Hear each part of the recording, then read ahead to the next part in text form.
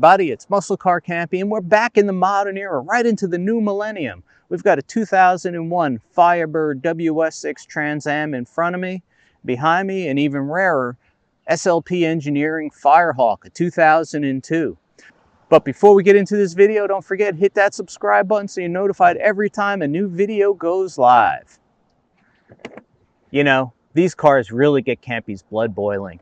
Back in the day, I worked at giant CSK Publishing in New Jersey.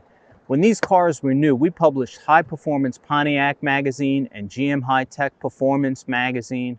I remember when they were first coming in the office as test cars, man, we smoked a lot of tires with these things. We had a lot of fun at the track with them. Even before that, I got to drive a 92 Firehawk at Road Atlanta, took a nice spin in that car, literally. But all kidding aside, these are amazing cars, and there's so much to them that people don't realize. That's why we want to bring them to your attention today. When performance started making a comeback in the 1980s, Firebird was in the thick of it, with TPI 350s, formulas and Trans Ams, and GTAs. It's pretty amazing that they got to that point, because when they came out in 1982, though they looked great, they really didn't offer much of anything under the hood. But boy, things definitely changed by 83 when the 305HO started. Everything peaked on the third gen with the amazing SLP Engineering Firebird Formula Firehawk in 92, a 350 horse road machine with a 6-speed ZF manual gearbox, upgraded suspension, and a whole lot more. This was a wonderful parting gift to all the loyal third gen fans. When the fourth gen F-bodies debuted in 1993, the big deal was under the hood. It had a 275 horse version of the Corvette's LT1 engine, and things only got better from there. When the LS1 came out in 1998, the F-bodies got a huge injection of performance. Today, our feature cars are super rare and super sexy. Kevin Guido owns the red WS6 2001 convertible. With its 6-speed stick, it is one of only 40 red WS6 ragtops built. For 2001, the LS was upgraded with the Corvette's LS6 intake, which made horsepower 325. Tony Palace's Firehawk is even less common. Only 202 Firehawk verts were assembled in 02, and his is one of 5 pewter automatics. Horsepower was 335, a great number for the time period. You know, one thing about these 4th gen Firebirds, they were sexy as hell. Gorgeous cars, bulges and things everywhere going on. Of course, we especially dig the Firehawk hood scoop, which is different than the WS6. Notice it's only one on either side. You've got no cuts here, so you've got a little different look. You also have heat extractors in the back of the hood to get the hot air out. Just a great car, and we will tell you, this pewter paint, the metallic in it, is unbelievable.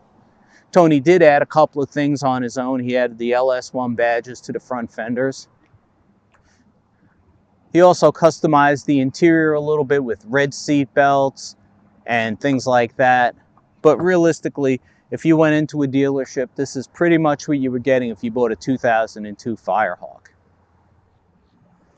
Hi, my name is Tony Palace, and this is the second car that Muscle Car Campy has done a video on. My other one is the 20th anniversary Turbo Trans Am. And I also have this car, which I bought about 8 years ago, and it's a 2002 Firehawk convertible in pewter metallic. That year they only made 14 in this color, and this is one of them. So some of the things that make the Firehawk different than the WS6 is the hood. Jim already went over some of the stuff with the hood. Other things that are different is going to be Firehawk wheels are different, and it was an option to get chrome. The standard Firehawk wheels are pewter metallic. Also on the Firehawk, it comes standard with a 3-inch catback stainless steel exhaust. Hi, my name is Kevin Guido, and this is my 2001 WS6 Trans Am. I've owned it since 2016, and I've enjoyed it very much. And some of the things I like about it is the aggressive hood for the WS6.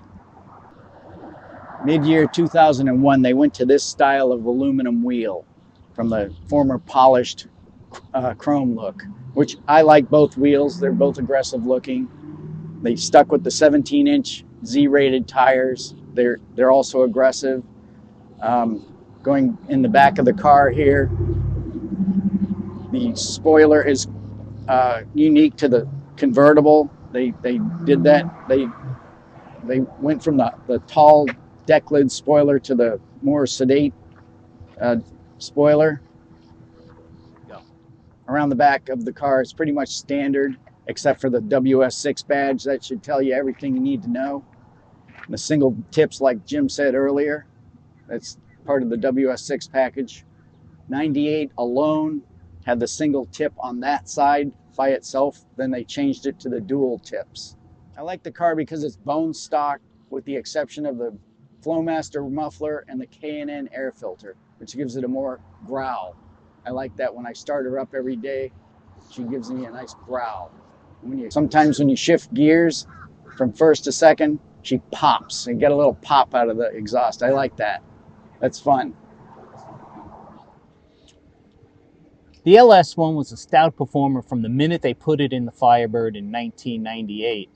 But in 2001, they upped the horsepower by adding the Corvette's LS6 intake manifold.